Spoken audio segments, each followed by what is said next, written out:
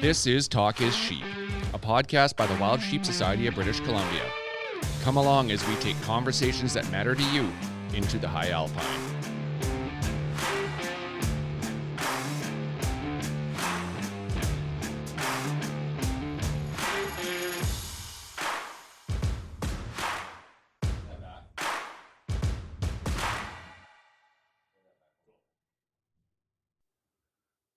Steve Hamilton, buddy, how's it going? Well, it's July 23rd, and sheep hunters are rolling. Yeah, absolutely. Getting the gear together, and I'm taking off in 4 days. So yeah, be good to see you. I mean, other than this kind of face-to-face crap we're dealing with all the time, staring at each other through a computer monitor, we can actually tip a few up, right? Yeah, absolutely. So for our listeners, we're recording this July 23rd, but it's probably not going to come out till sometime late in August. So we've kind of front loaded here. I think we've got 4 in the hopper, and this is number 4 of 4 that. It's basically a month away. This is coming out. So some of our stuff might not be exactly topical, but the chat with Justin Spring from Boone and Crockett is very topical. Well, it's kind of neat, that's though. Not going to change. So this is going to come out after you're back from your sheep hunt. So how did you do? Can you predict? Buddy, I did amazing. Like, can you believe I killed 180-inch stone sheep? I'm feeling good. I'm pretty excited. We're going out to chase sheep, doing a fly-in this year. I've hiked in the last couple of years, and was a little bit of combat hunting the last 2 years, just too many guys. So hopefully with this fly-in, we can get away from the masses. And, it's interesting here. We're here, the border's opening August 9th. So going one way. Going one way. Yeah, going north. But the Americans still can go home, right? So they're okay coming in, and they're okay going back. It's just we can't go south. So until at least August 21st or whatever it is. But a bit of a sigh of relief for the guide outfitting committee. I really feel for that community. It's been a brutal year last year, and this was setting up to be a brutal one this year. So fingers crossed that they can get their clients in there. And I honestly, like the guide outfitting community, what they've gone through this past year, I just can't imagine. And have you heard of any funding federally or provincially for our guide outfitting community? I don't think they've got a penny, right? So not that I've heard. No, like I said, last year we've talked about before. Last September, I got to do. I won't call it a guided hunt with a guide outfitter friend of mine, but it was just. I went for black bear and used his facilities. He was there with a young guide he was training, and it was just how slow it was in the area, right? And he had no moose hunters. Well, he had a couple of moose hunters, but they were locals from BC, and he relies on a lot of American clients and a lot of European clients. So as you said, this is going to be a big sigh of relief for our guide outfitting community. And like realistically, guide outfitting is the original tourism industry for British Columbia, right? And we're seeing tourism down across not just BC, but the world, and things are starting to open up. So be curious how it goes, and if these guide outfitters can make a season. It is late. It's a month away at best for moose. It's like some should be bringing in sheep hunters and goat hunters now, but we'll see what happens. Yeah, well, at least there's going to be something for them. So it's a huge relief that there's an opportunity there, and it's been a rough couple of years for that community, and hopefully that they can get back on their feet and start making some money. And so on this episode we've got Justin Spring. This is episode 40 for Talk is Sheep, so kind of a landmark for us. and Justin is the director of big game records for Boone and Crockett. He's based out of Missoula, Montana. Boone and Crockett does a fantastic job. A lot of people misunderstand what Boone and Crockett does, and I have to admit that I wasn't super knowledgeable on the important work they're doing in the science community. How important their records are and what they're trying to achieve, and the messaging around fair chase and science-based wildlife management. It's all the right stuff, right? And I think we need to do a better job as hunters, or at least I did, about learning the work that they're doing and support this organization, because they've done a fantastic job for conservation. No, absolutely. It makes a lot of sense when he lays it out, why it was formed and how it was formed, and the founding fathers of it. When you look at it, you go, oh, I do see why it was formed. And he gets into that quite in depth in this conversation. And it is eye-opening for those that think Boone and Crockett is strictly about the trophy. Yeah, I find it interesting. He throws out names like Theodore Roosevelt and George Bird Grinnell. You start hearing those names and you're like, holy crap. Otto Leopold Yeah, absolutely. And you just look at the people that have belonged to that organization over the years and steered them in the direction they've gone. And it's interesting. Episode 39, we had Tony Caligiuri on, and Tony's their VP of what do you say was VP, executive VP of hunting something of hunting conservation. I can't remember exactly. Something like that. Anyway, Tony is director high up in the food chain on their board of directors, and so a really good listen with Tony on this previous one as well, and just great work that Boone and Crockett continues to do, and their messaging is really, really important, and what they're doing for conservation is critical for sure. So, well, with that, we're gonna head right to episode 40. So, good luck on your hunt, and congratulations on your hunt. Weird, eh? If you looked up the words conservation superhero in the dictionary, you would see a picture of our friend Omer from Precision Optics. A tireless donor and supporter of all things wild sheep, Precision Optics, located in Grinnell, British Columbia, truly stands alone in the high alpine. From optics to rifles to outdoor gear and a knowledge that cannot be surpassed, toss in that killer smile and you have a total conservation package. Precision Optics, we are truly thankful for the support you show us every step of the way. Find them online at precisionoptics.net or in Aroma Foods, located just off Highway 97 in Grinnell, BC.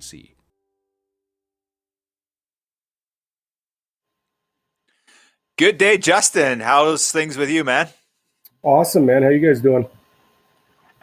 Doing really well. Appreciate you coming on the show. You come to us live from the great state of Montana, or where are you at today? Yep, I'm in Boone and Crockett headquarters, looking over the Clark Fork River in Missoula, Montana.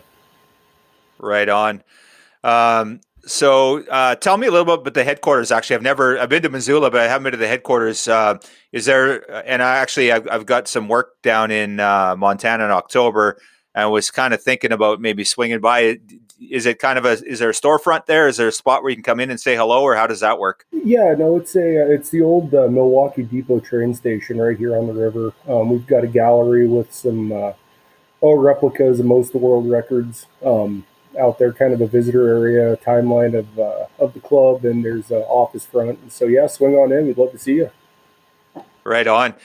Just out of curiosity, how many people are in the office there? Is there just a handful, 2 or 3 people, or is it bigger than that?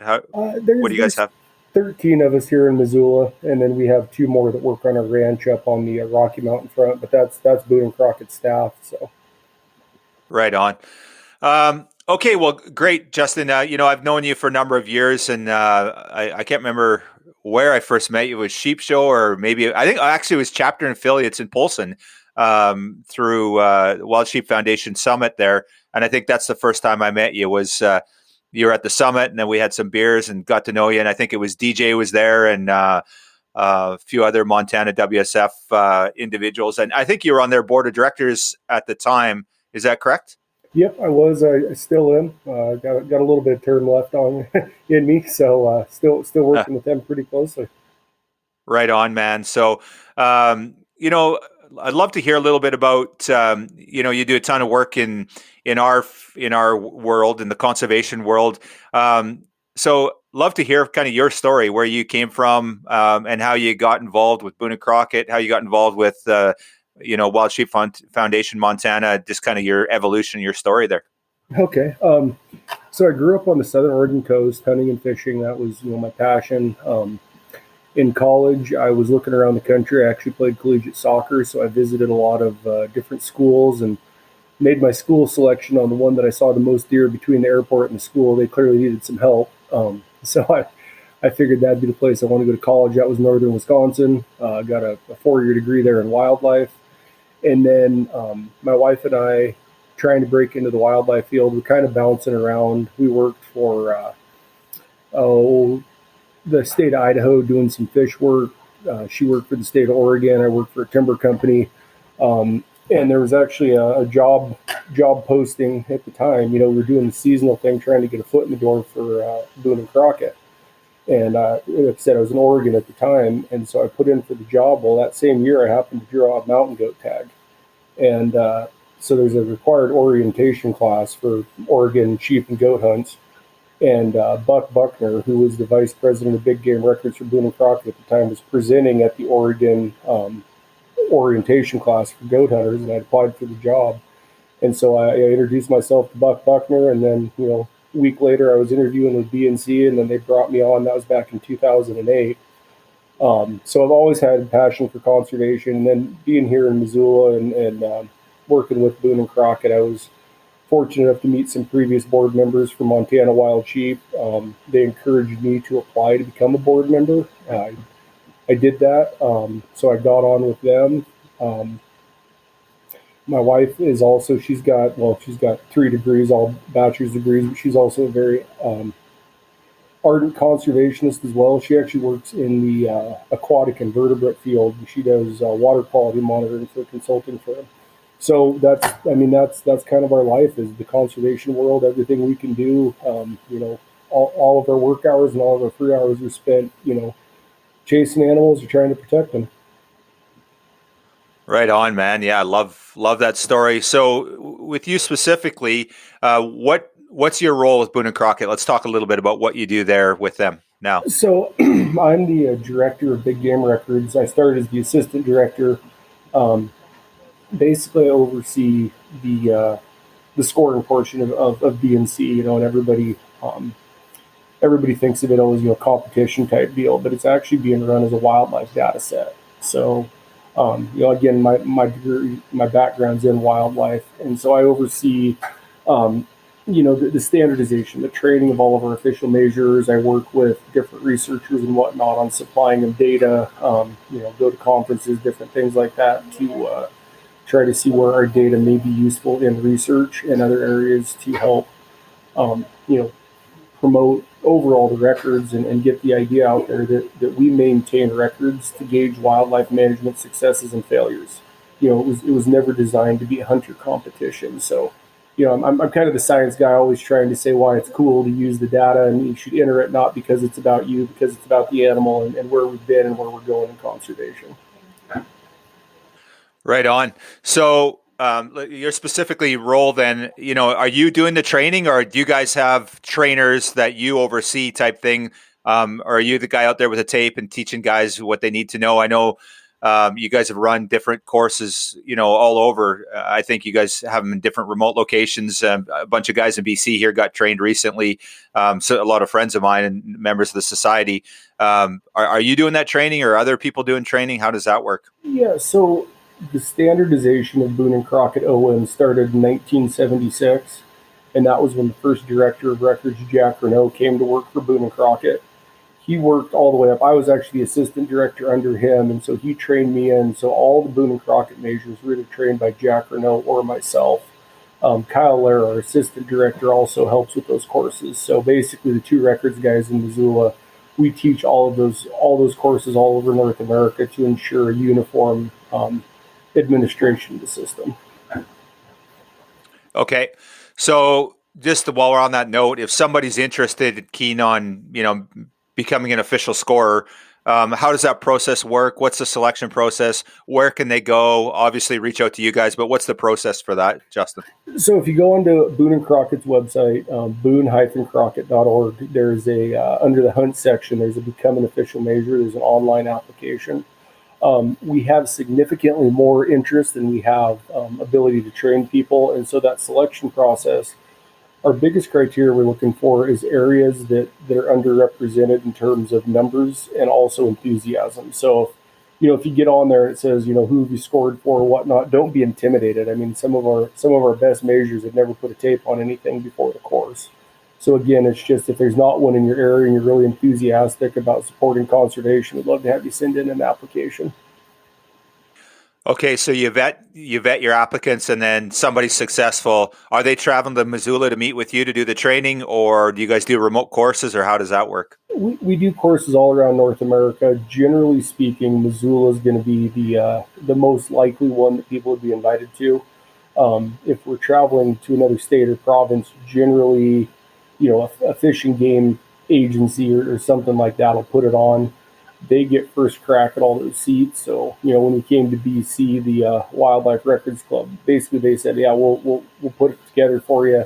They have the ability to select, the 24 seats we could fill. If there's empties, then we'll reach out. So most folks that end up being invited kind of out of the blue come to Missoula. That works out to be the cheapest for them and also the best experience. Okay. So, yeah, I was going to ask you about that. So we have the Wildlife Records Club of BC here in BC. Great, not-for-profit.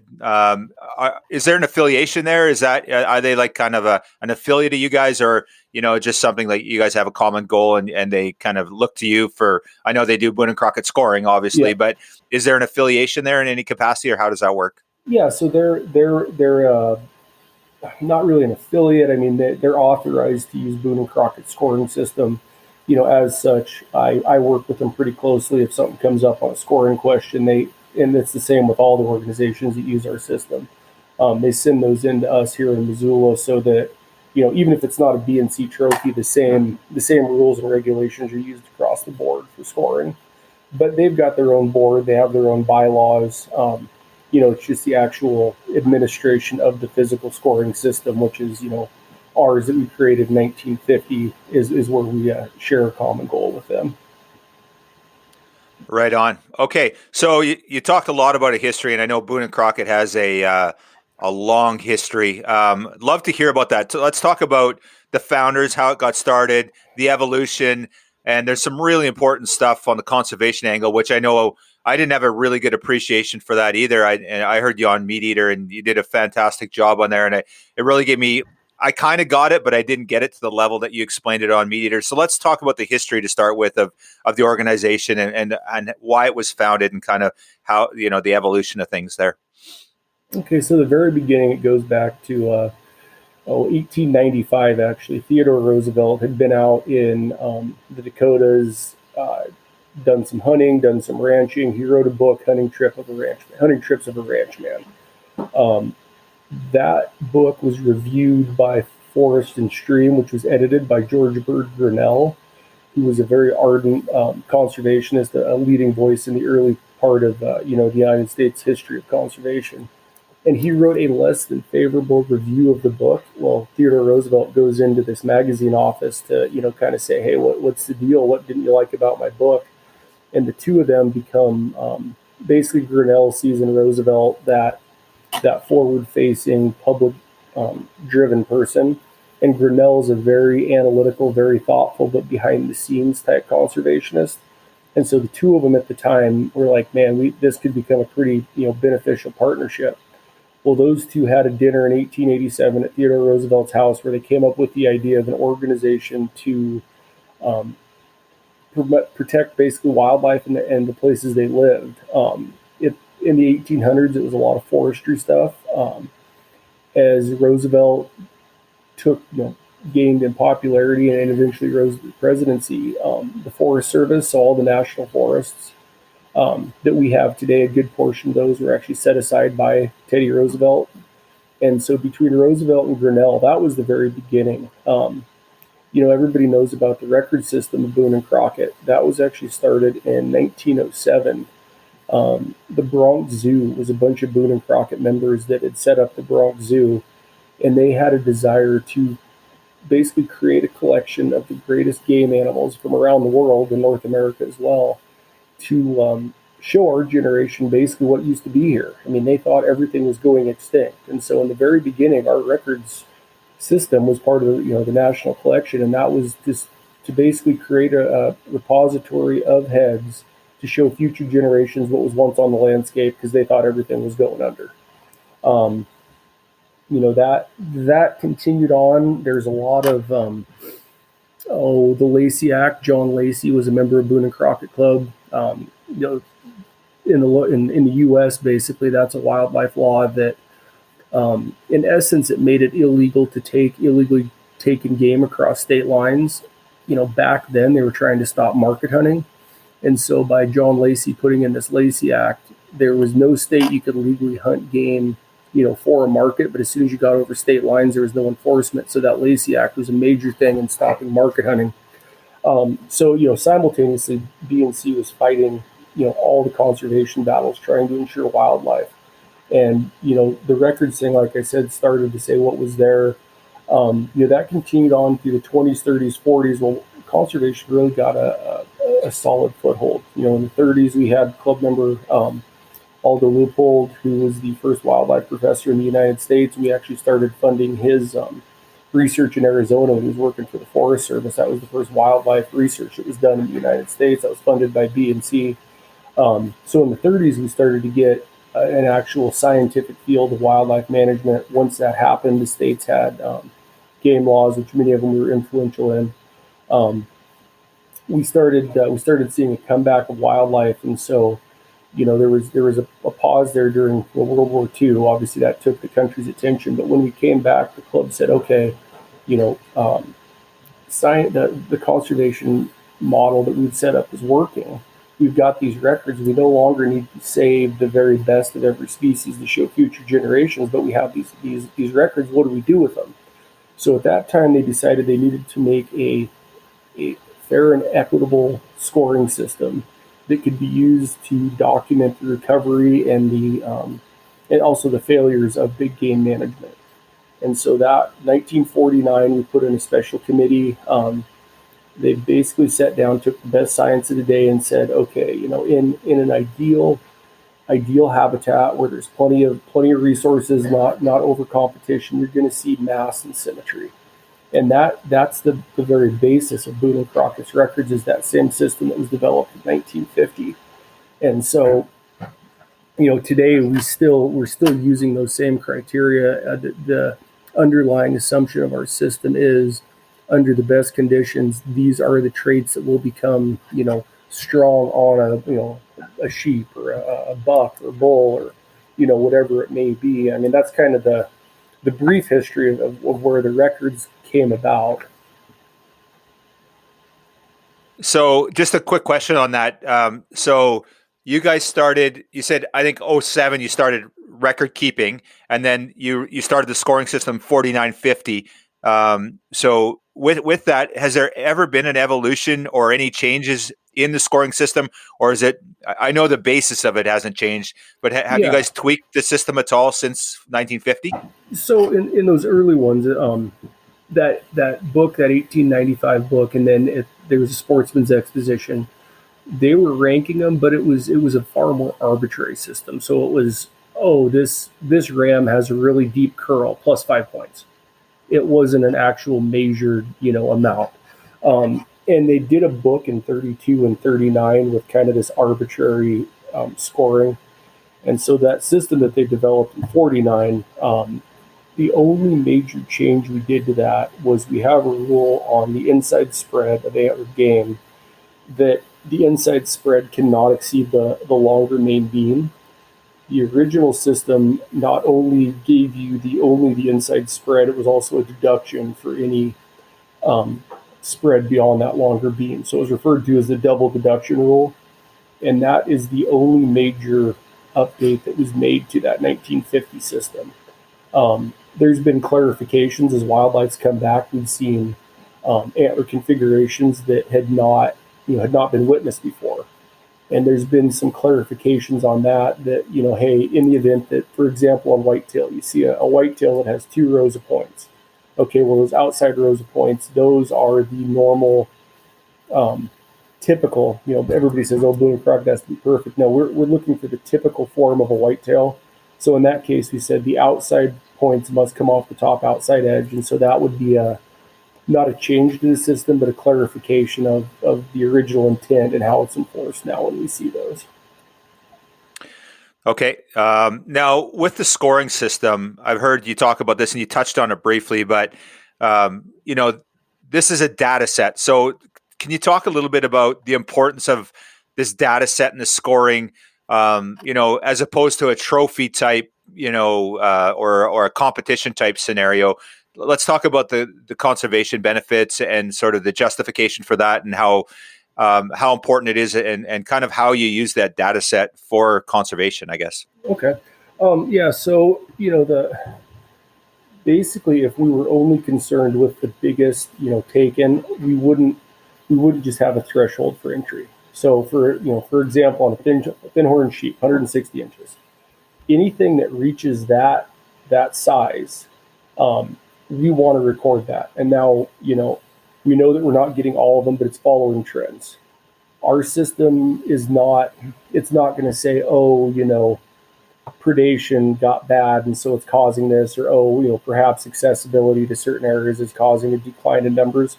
What we can do is look on a North American scale and say, historically, for example, BC used to put out this many stone sheep. For some reason, let's take a hypothetical number, 1995, we start to see a decrease. We can take that data and then say, okay, on a North American scale, on thin horn sheep in 95, we started seeing a decrease. What changed?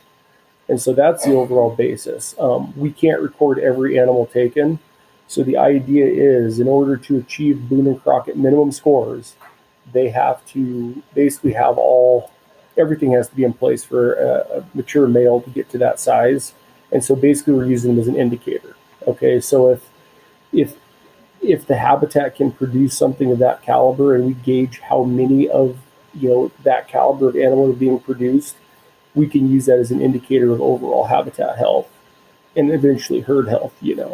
So that's the overall high level, and that's why people are like, oh, I already have a 175 whitetail in the book. Well, that 160 you took from an area that maybe hadn't had an entry before, or maybe used to put out 175s.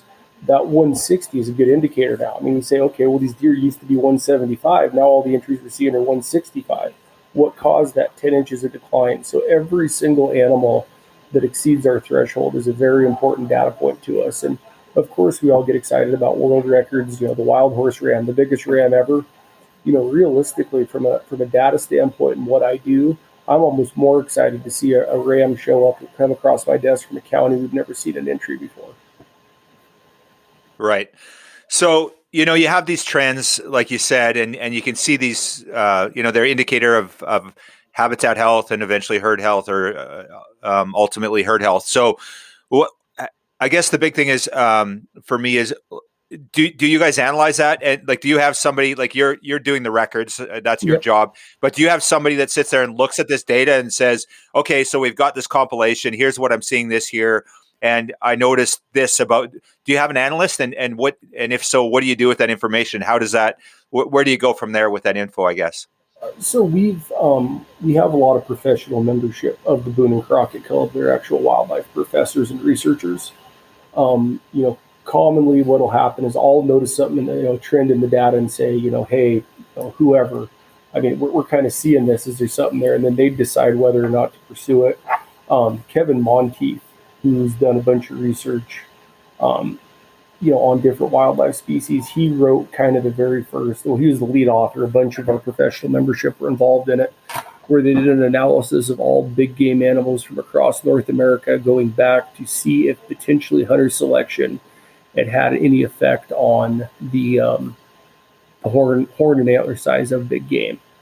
And so, we're involved with it, but no, we're not the ones doing the physical research. We just make sure our data set's available to these people.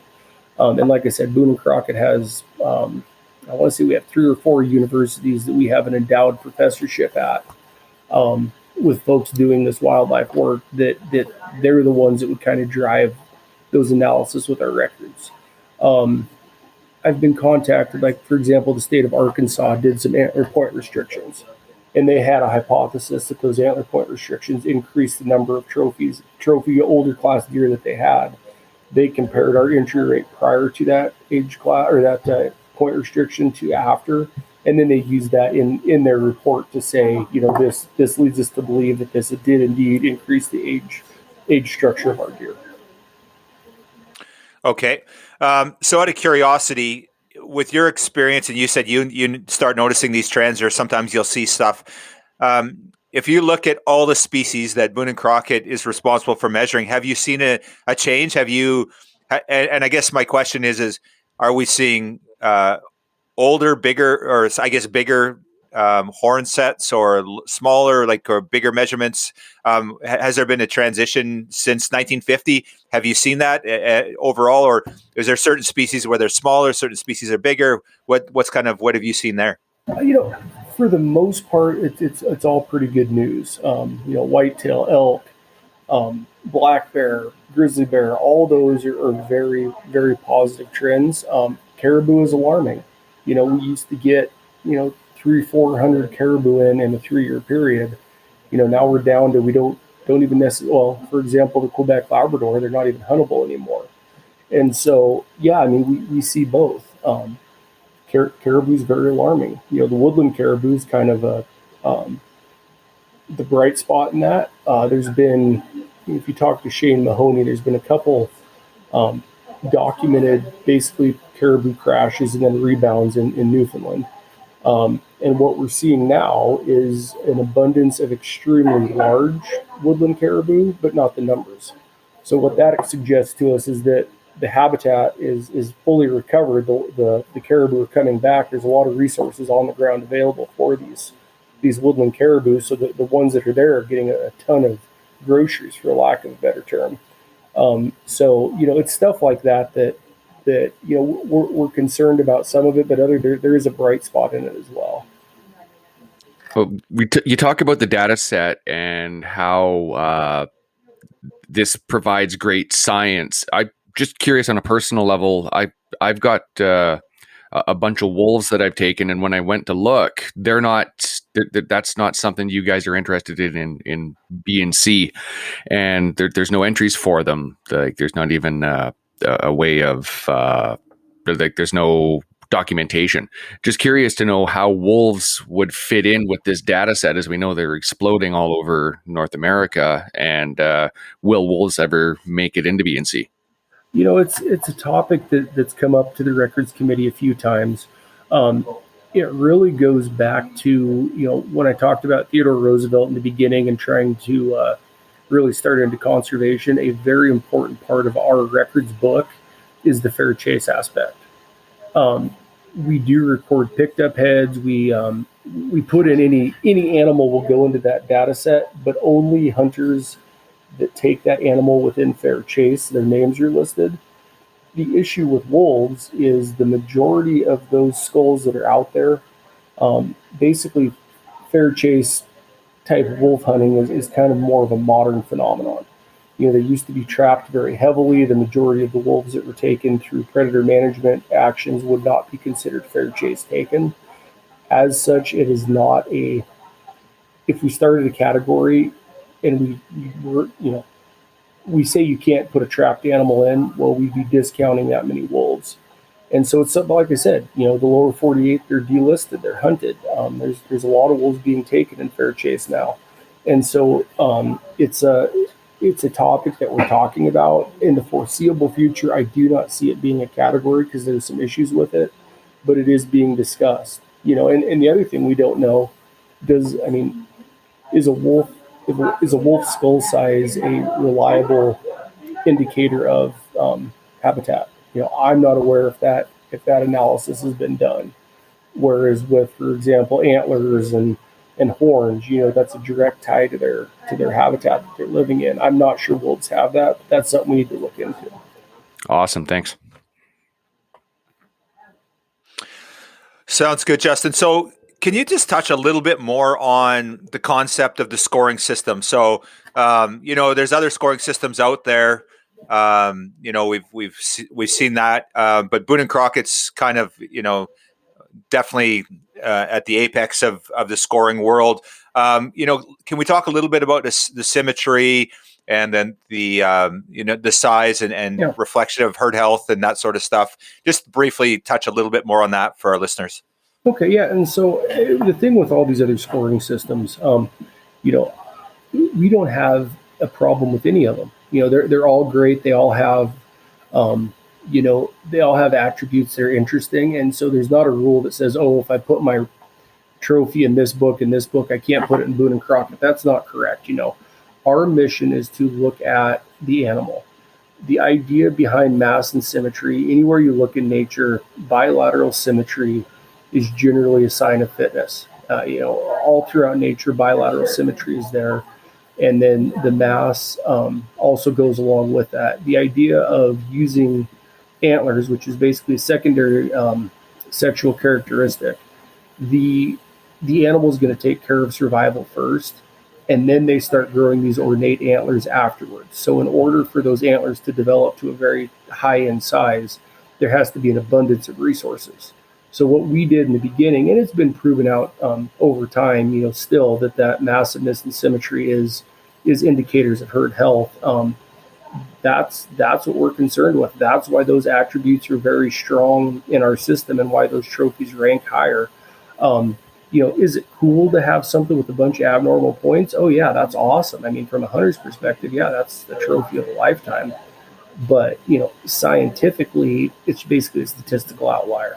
So those statistical outliers for B and C don't gain a ranking, whereas for a hunter that could be the coolest thing ever. So we always say the B and C score should never make or break a hunt. That was never the intention. It was never supposed to be a competition amongst hunters. It's just an additional piece of data after the hunt's done. You have the memories, you have the mount, and if it happens to make our minimums, you can also contribute back to conservation by putting that in the book. Right on. So, I guess for listeners, that's something to consider is if you've shot a bigger animal, a lot of guys like, oh, I don't need the recognition and, kind of thinking that, oh, it's about a competition or whatever, but it actually has a role in conservation as well. It's going to contribute to a data set that's going to be used for perpetuity, really, for wildlife management. So, guys and girls should consider that when considering whether or not to put their name in the book. The other thing we have discussed too is we hear that a lot. It's like, well, I don't need my name in the book. Well, we completely understand that. And perhaps you could consider submitting it anonymously. That's still a valid data point. I'm going to need to see the tag and everything to ensure the fair chase piece. But if you don't want your name in there, we don't have to include that. It is about the animal. And at the end of the day, that's what I care about. Right on. Okay, so I just want to step back, and I was hoping to touch on this, and I forgot about it. But you talked about everything's doing generally well. One of the things that you've seen is caribou that is of concern. Is there anything that's doing really well that you look in the data set and go, wow, look at this, look at the, there's a huge transformation. Our average whitetail was 178 inches and now it's 190 as an example.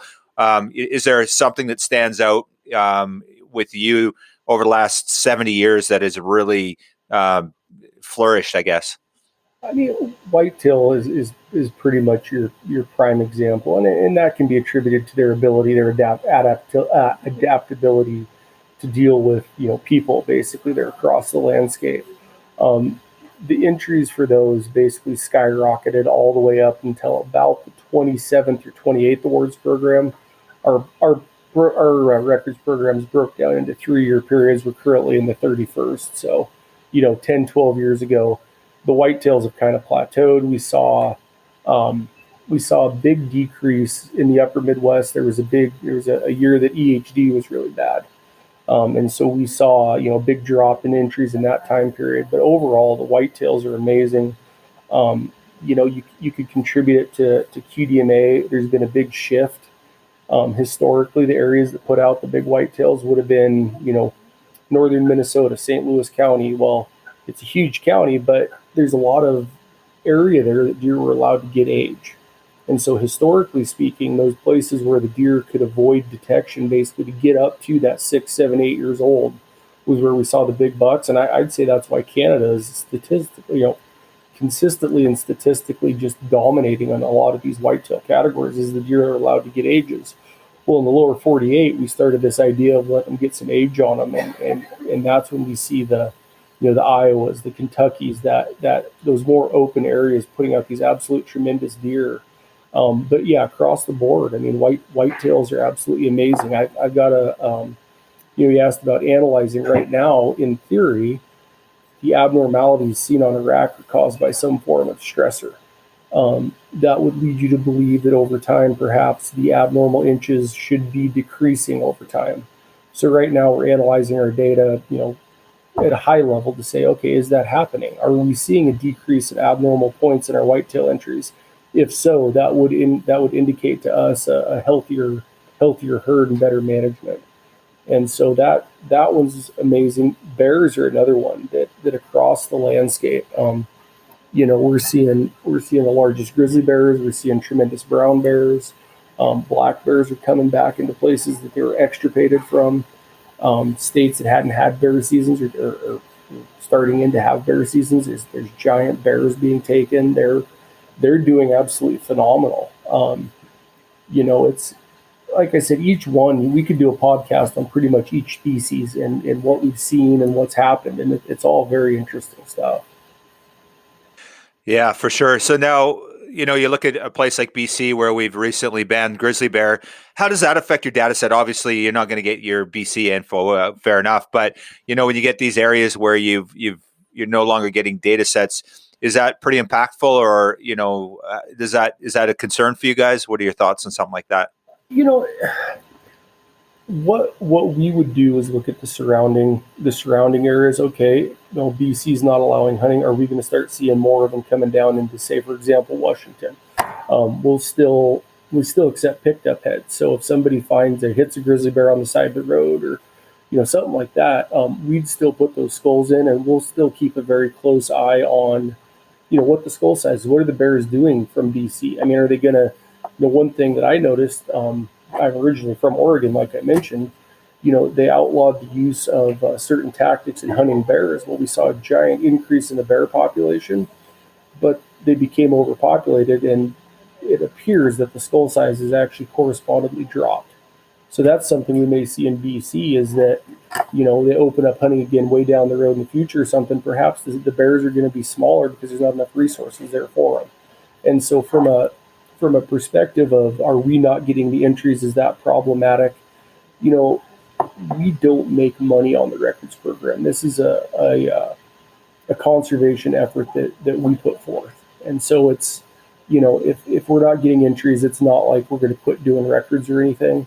But we really don't like seeing what happened up there, where they admitted it was not science driven, it was popular opinion driven. And so for the BC grizzly bear factor, that's our biggest concern as an organization, is the fact that people willingly ignored science just for popular opinion. We've always been the science group. I talked about the forest reserves, and Pinchot was an early member of ours. He was the first forester in the U.S., the first wildlife biologist. BNC has always been a science-driven organization, and from our founding. And whenever we see science ignored, we get very alarmed for the future of wildlife. Yeah, absolutely. I want to jump into that in a minute here as well. But, while we're on these species and, with BC, we have, you have your scoring system for stone sheep. And of course, there was a study that was done a few years ago by a professor out of U of A, I think it was Dr. Sim, regarding stone sheep. And they kind of reclassified stone sheep, kind of saying that the science indicates that it's kind of more BC driven. So there's this question about if they kill an animal as stone sheep. Have you guys looked at any of that, and is that a concern for you? I know you haven't changed your records from older sheep, but have you guys had to relook at that or reclassify anything like that? That's one example I'm aware of, but there's probably other ones, maybe with caribou or other species too, right? In our records, there is certain species that, for example, a prime example is a Shiras moose versus a Canadian moose for BNC. Literally, our border is the U.S.-Canada border. Clearly, a moose is going to cross back and forth. We had to use some type of easily identifiable boundary for hunters. And we know that, moose further south in the Rockies don't necessarily get as big as the Canadian moose. within our data, though, even though they came out and said that those stone sheep, the research showed that that refugia that was created during glaciation was a particular region of BC, correct? And that, the stone sheep per se is a very genetically unique thing. From a record standpoint, we've always said any sheep that has black hairs other than its tail is going to be a stone. Now, if a researcher wants to look and say, okay, only this area is these true stone sheep, we have the location data. So from a record standpoint, from a history standpoint, from getting somebody to enter their stone sheep versus their Dall sheep, it really, at the end of the day, is not as important to us, because if we do want to separate it out, we could say, okay, genetically, these are stone sheep. Let's compare those, and from an area that they say are all genetically stone sheep to the rams from around there that are showing black hairs, but they're not, they're genetic, so we could compare them back and forth. So the decision by the committee was that we are not going to change our definition. It's to have a DNA analysis done. We do it on blacktail versus mule deer. It's $300 to set up the test, and then $70, something like that, per sample we submit. So as it is now, it's $100 to get those DNA samples done. I don't foresee us ever requiring a DNA sample on a stone sheep for classification, which is in essence what we would have to do if we were going to take it to the genetic level. Well, and I guess too, Justin, like if you're looking at it from a purely science perspective, and you've got a data set that, okay, we're looking at a sheep that if it's got black hair, it's a stone sheep. You've got that consistent data from, back to the 50s, and it's going to stay consistent. And if you change the way you're scoring it or the way you're analyzing it, now you've got a brand new set of data, which is not consistent. You can't really compare it to the old stuff because you're using different markers in that, right? So correct. Yeah, I can understand why you guys would stick with that, and it makes a lot of sense, and it's a very good argument on the science end of things, right? So, yep. Certainly those guys that maybe shot what was a Fannin or a Dall sheep, they don't want to be told that it's not a stone sheep. So I totally respect that for sure. Okay, one of the things I'd like to dive into is you've used this term fair chase, and I kind of have an idea what I think that means. But I'm not sure I completely understand it. So and I know you guys did a great program around Fair Chase. It was kind of a marketing or PR piece. I remember about 5 years ago, which I thought was really effective. But what does Fair Chase mean, and how does that affect, I guess, the hunting community? So Fair Chase, again, goes back to our founding. The first time Fair Chase appears in North American literature is in the founding documents of Boone and Crockett from February of 1888. So the first time we see that term in North America was BNC associated. So from the very beginning, this idea of fair chase has been paramount to our mission. You get a lot of questions like, well, how can it be fair? You're using a rifle. That's a very valid point. Basically, if you boil it all the way down, fair chase is just saying that when you go to the field, the animal has an equal or equitable or a fair opportunity to elude the hunter. The odds are not stacked in your favor. The animal can use its senses to detect you and avoid, harvest. But that's the very, basic idea of fair chase. We get into a lot of discussions on, what's fair chase and what's not, and with technology emerging today, it's a daily analysis, and at the very beginning, though, like you have to say, is the technology, is the tactic preventing the animal from detecting you, and is it making harvest a certain thing or a more certain thing? Leading on technology, not your skills as a hunter. A lot of people on the back of our, on the entry affidavit that you sign for an entry, there's a list of things that Boone and Crockett has stated, unequivocally, these cannot be fair chase. People think that that's the line of fair chase. No. Like, fair chase is a personal choice. What do you feel good about? What level of engagement with the animal do you want to have? What we did is said, okay, if you're going to use, for example, a radio that you have somebody sitting on another mountain talking you into the sheep to where you're not seeing it and they're telling you where to go, that in no case can that be considered fair chase. Another one, hunting within an enclosure. The animal, while it may be able to not be detected by you, it can't get away, And so those requirements that people have kind of, adapted as, oh, these are the rules of fair chase. No, man, that's like the bare minimum, that you couldn't do those things if you wanted to be considered a fair chase hunter. You know, we don't have a really good example is long range shooting. 100%, you can ethically and consistently with the right equipment and training deliver a bullet at 1,000 yards, say, or further. At the end of the day, you have to make a personal choice. Your skills can be there, the firearm can be there. You know, can that animal detect you? Do you feel that that is, in your opinion, giving you an unfair advantage over that animal by being able to shoot that far? And so it's a real hard thing. You try to tell somebody what you're doing is fair chase, is not fair chase. You know, it's a personal decision that you have to make on where you're relying on technology and where you're relying on your hunter or your skills as a hunter. And we spend a lot of time talking about this, you know, and you know, another thing I like to say is fair chase was started. Those guys at first said you can't do these things because we were eliminating wildlife. Okay, so fair chase was started to save wildlife populations. We can get into this later as well, but the idea of trophy hunting 100% was created by Boone and Crockett to save wildlife. It's got a horrible name now, but that's kind of a side topic. But this fair chase aspect, we started that to save wildlife so things weren't being overly killed. You know, the wildlife could rebound. We get into the 30s, we get scientific management of wildlife. We now have provincial governments, state agencies setting harvest levels. It's not as important from that aspect that hunters self-regulate through fair chase, but now it's the perception of hunters. You know, in the U.S., I know 70-something% of people don't hunt, but they accept it. Fair chase continues today to save hunting. You know, so it was started to save wildlife. It continues today to save hunting because, for example, in the U.S., if those 70-something% don't support what we're doing, they're not gonna vote. They're not gonna allow hunting, and then you're gonna lose your funding for wildlife management. And so, you know, it's a very in-depth and long topic. I mean, is there something in particular you'd like to ask about on the fair chase front? I guess the big thing is, you know, we see this in BC and we've struggled with this. Wild Sheep BC is a member of the Provincial Hunting and Trapping Advisory Team, and we sort of weigh in on this fair chase subcommittee, and it's been pretty controversial, right? We've had a lot of issues.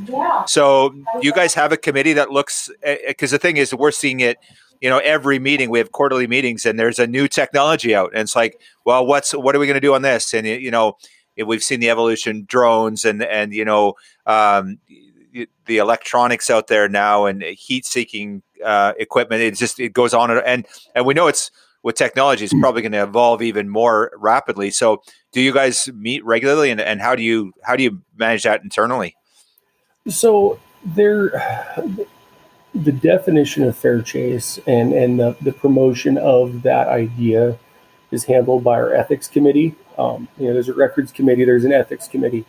I actually sit on both. You know, I'm the staff representative for both records and ethics. But yeah, the ethics committee is always looking at, you know, overall fair chase. And again, like I said, the record side of things, we're kind of black and white. You know, we don't have to look at the nuances as much. We just say, you know, overall, is this tactic crossing a line?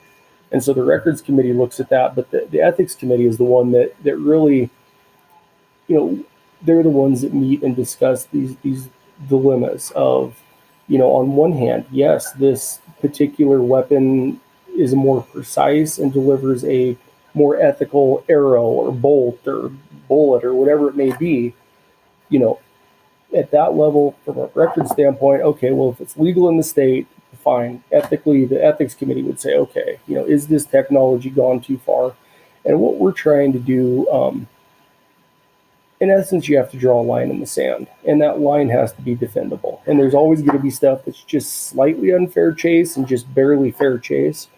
The one that we just recently spent a bunch of time, we actually did this in conjunction with the Pope and Young Club, is we were looking at the cellular trail cameras. Can the cellular trail camera be used just like a normal trail camera and not violate fair chase 100%? But can you also use that same technology? And I mean, in essence, I could be sitting here at my desk during deer season, and I know that if a deer comes down this trail an hour later, he's going to come out here for whitetails example. I see him walk by, I leave the office and go shoot it. Well, no, that's crossing a line. That's leaning too much on technology. And so what we said in that case was any type of technology that delivers real-time location data of the game. Not only does that cover those cellular trail cameras, but that's saying like, sure, you can use caller data that you get from the Fish and Game Agency for scouting, but you can't be out there with your antenna. Okay, well, the elk caller's beeping over here, I go to it. That's delivering via technology real-time location data. And within that, there's questions that come up. I mean, is a rangefinder delivering real-time location data? Currently, we allow rangefinders. You could make that argument, but yeah, there is a committee that discusses this stuff in depth. And we're also, we get requests from state game agencies that are, hey, we're looking at this particular technology. What's BNC's position on it? And so we'll say, okay, here's where we are, here's where we land on it. So yeah, it's a continuous discussion that we're all involved with, and it sounds like you're very familiar with as well. So, okay, sounds good. One of the areas you just mentioned was the trophy hunting, and you mentioned it earlier about I guess 70% of the U.S. supporting hunting, and kind of. So where I want to go with this is, there maybe is some perception that this is a competition, and the whole public perception about trophy hunting and that sort of stuff. What's your guys', I guess, what's your take, Justin, on, where we need to go from here? We're dealing with this in BC. We've got a number of campaigns. We've got a One Campfire campaign. We've got Who Cares BC campaign, sort of dealing with this social license issue in British Columbia. And we know it's not just a BC issue. So kind of what's your take? How do we do better? I know this message, when I hear Boone and Crockett's message and I hear it's about science, it's about wildlife management, it's about herd health. But I think that gets lost a little bit in translation when we go to the general public. How do we deal with that moving forward, in your opinion? The biggest thing is we have to educate the public on the fact that what they consider trophy hunting, this complete lack of care for the animal, just killing it, trying to get the biggest thing in your trophy room, that disgusts us as much as it disgusts them. You want to harvest the older, mature animal. Like I said, that the start of that was the populations could not maintain harvest of the young and the females, and so BNC said, okay, you're looking for the oldest, most mature male specimen that's already passed on its genetics. Hunting can continue if you concentrate your harvest on these particular species, because there's no net loss and will actually allow them to recover. As hunters, what we need to do, and there's a big movement out there. Oh, don't put a field photo up there. People could get the wrong idea from it. At the end of the day, we need to remember that if we reduce an animal beyond its complete, overall respect we have for it. So if I'm only shooting an animal for its horns, I'm not respecting the animal. The same could be said if I'm only shooting the animal for its meat. If you reduce that to any single factor, that's not good, which is very interesting to me now that people are saying, oh, I'm only shooting it for the meat. Well, we talk about market hunting, and that's a very big topic. At the same time, they were called pot hunters, people that would shoot anything and throw it in their pot to eat. That had just as much of an effect as a market hunting did back in the day. And so as hunters, we need to explain, yes, we have that magnificent moose on the wall. Those memories that it brings back are awesome, but I also invited all my friends over. We had freaking amazing bacon-wrapped moose tenderloins. We took the bones and we turned it into bone broth, and I made this amazing risotto. I tanned the hide that my kid has his friends come over, and we're like, hey, check out this moose hide. See how the hide does this. We use those to tie flies. We have to make sure they understand that we're not reducing them to a single factor, and that is the overall public opinion, in my opinion, of why people are so disgusted by trophy hunting. If you're just looking for an ornament, yeah, I'm offended by that too. And so that's the key component as hunters is be proud of the mount, hang it proudly in your house, but enjoy the meat. Tell them it's illegal to take a game animal and not utilize it. Most of these people have no clue that we legally cannot take an animal and just leave it in the field and just take the head. That's a a crime, wanton waste.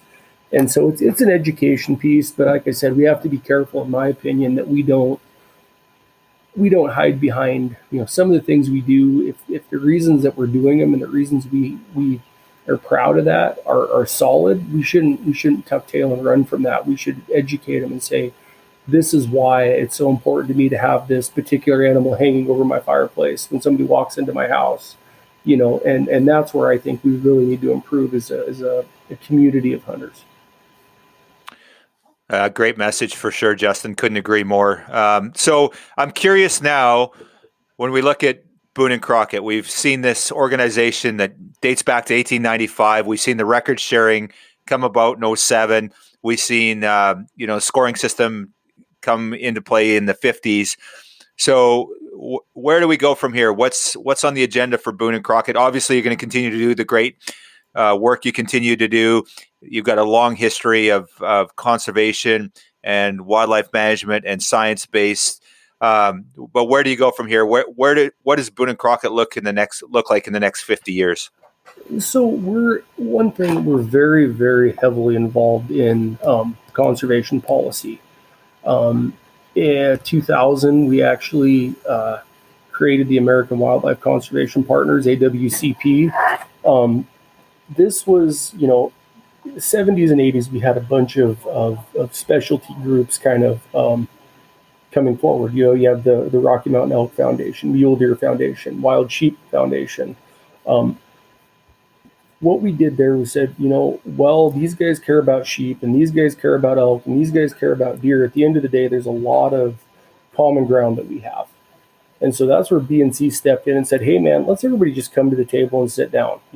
We're all trying to do the same thing. We shouldn't be jockeying for position. Let's have a unified voice that we can take to DC and say, hey, here's how the conservation community, who have basically funded the entire recovery of wildlife, here's how we see moving forward.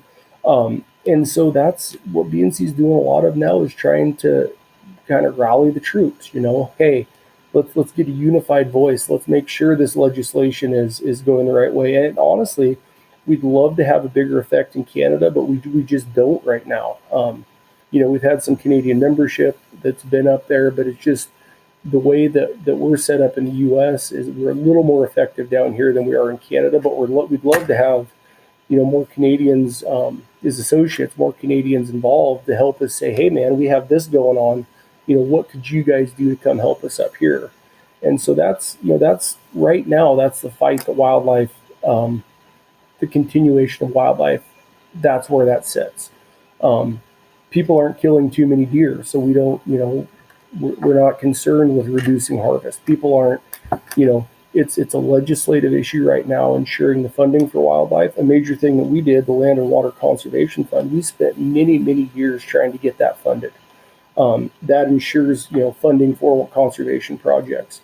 That's what BNC is doing today. So a lot of people are like, well, you guys had a great history. Well, at the time, it was swinging public opinion, so we played very heavily in the public opinion field. Right now, the thing that the wildlife needs is a more behind the scenes,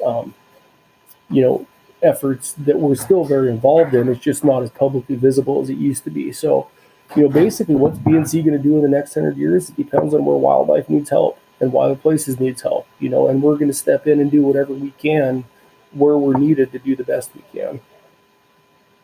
Right on. Very inspirational. I love it. Okay, so let's just take a brief hiatus from Boone and Crockett. Let's talk Justin Spring. What's the fall plan? What do you got on the docket for a hunt this fall? We drew a couple tags. My dad and I cashed in our Oregon antelope points. I think he was sitting at 20 and I had 15 or 16. So we've both drawn antelope tags that we're going to go do in August. He actually won a raffle on the Acoma reservation for a week-long elk hunt in October, rifle hunt. This fall is going to actually be hanging out with my dad quite a bit, which is going to be fun. My wife and I are going to go up and I drew one of the Emperor Goose permits from Alaska, so we're going out on the Aleutian Peninsula. My wife always wanted to go bird watching, so we're going bird watching on the peninsula with shotguns. we've got some stuff in the hopper. The other thing is we're super fortunate where we are in Montana to have over-the-counter deer, over-the-counter elk, a lot of opportunity here. And so, we'll have a super busy fall. We're going to see some new country, and should be a lot of fun. I think you spend a lot of time on the water as well, right? You do a lot of fishing and stuff. I'm always seeing pictures of you with fish and stuff. So, yeah, no, again, I mean, like I said, a lot of that, people are like, oh, you travel all the time, man. This is all, within a day of where we live in Western Montana. There's a conservation lake trout tournament that happens at a lake. They're trying to remove the lake trout because it suppressed the kokanee and cutthroat that were in there. And so they've basically figured out, okay, well, we could spend $250,000 a year netting these lake trout, or we can give fishermen this $250,000 a year in prize money, and we actually get more lake trout out of the lake. So in that case, it's a great excuse. I mean, no, we're not making money, but we're spending a little less than we normally do to go fishing. So we'll be chasing lake trout up there, doing that this fall for sure. From what I've seen, it looks like Oregon and the West Coast might have a decent salmon run this year. My wife and I were heavily, when we got out of college, we actually thought we'd go into fisheries. So we watched that quite a bit. So we might go back and do some of that. But again, this is all conservation stuff, man. We just love it. And that's what we spend all our time doing. That's awesome. Justin, I can't thank you enough for all the work that you do personally for the conservation community. And there's the day job where you're collecting a salary for it, but then there's the stuff you're doing on evenings and weekends for WSF Montana and wild sheep conservation as well. And beyond that too. I know that's just not what you're restricted to. So I want to thank you, and I want to thank Boone and Crockett for your leadership and direction and for all you do in the conservation world. No, I appreciate it. And, thanks for having me on. I enjoyed it. I appreciate it, Justin, and have a great week.